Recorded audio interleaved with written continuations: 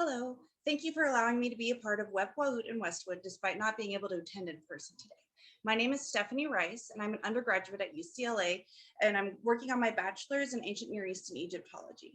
My presentation today is on Dendera, more than a religious center.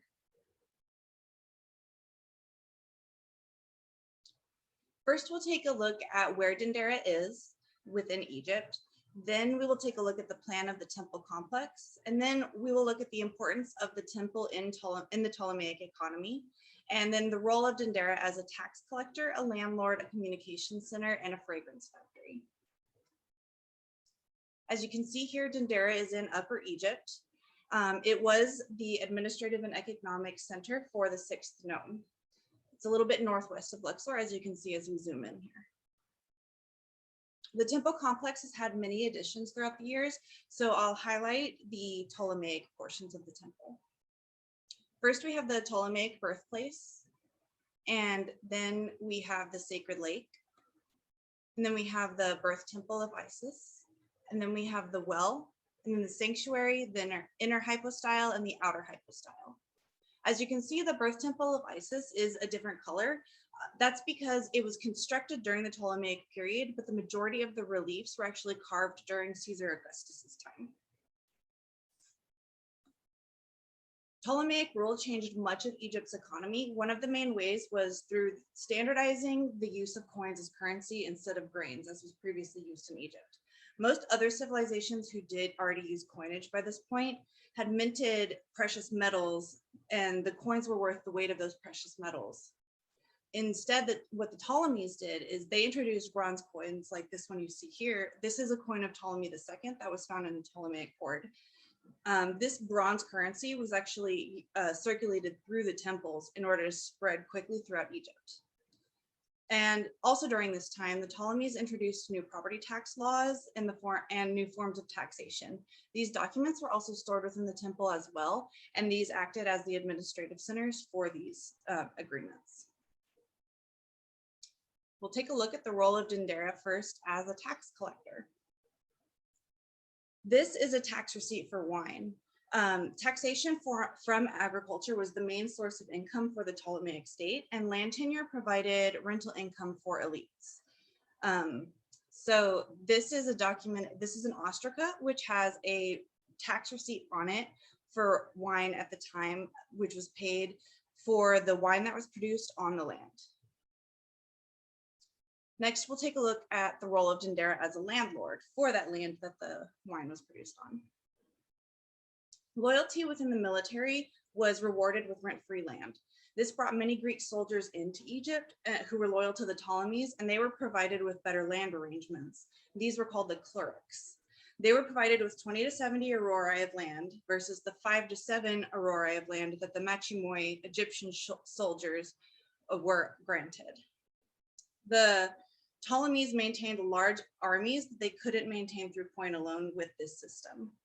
Dendera was one of the temples that managed the land and tenant agreements, as well as the lands that were gifted to the military.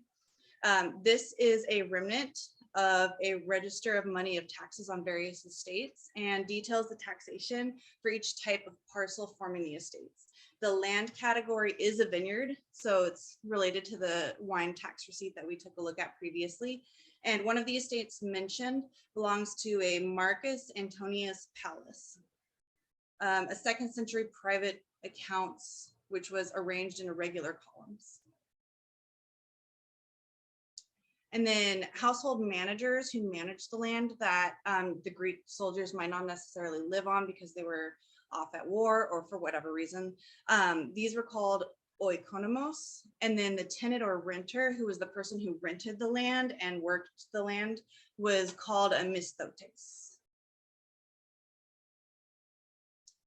This here is a Coptic receipt from a man named Koluthus and Oikonomos for 1 solidus less a keratin paid by Didymos a tenant. This means 1 gold coin minus a silver coin worth 1/24 of the Alexandrian standard at the time.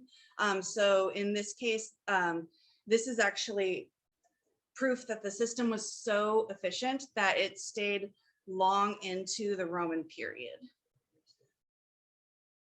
Next, we'll take a look at the role of Dendera as a potential communication center.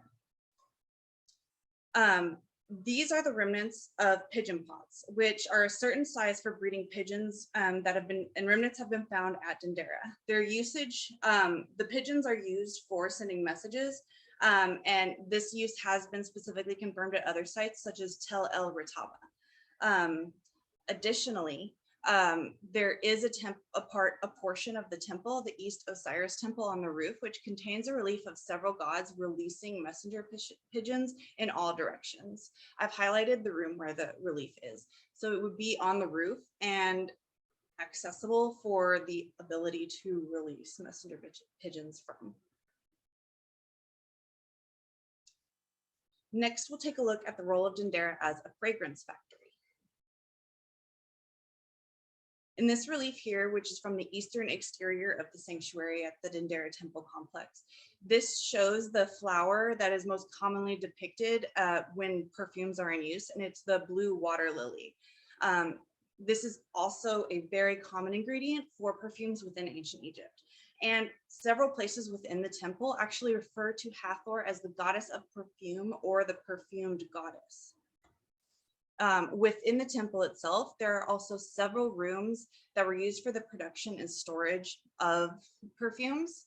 And this here actually shows perfumes as an offering. And some of the rooms also provide recipes that are actually carved into the relief, most likely for sacred ritual perfumes that they wouldn't want the recipe to change at all. It would want to be kept and maintained for the ritual. So in conclusion, the temples had valuable roles within the Ptolemaic period, and Dendera has provided us with many fascinating examples of the role it specifically played as a tax collector, a landlord, a communication center, and a fragrance factory. And I want to thank you all for your time and have a great rest of your day.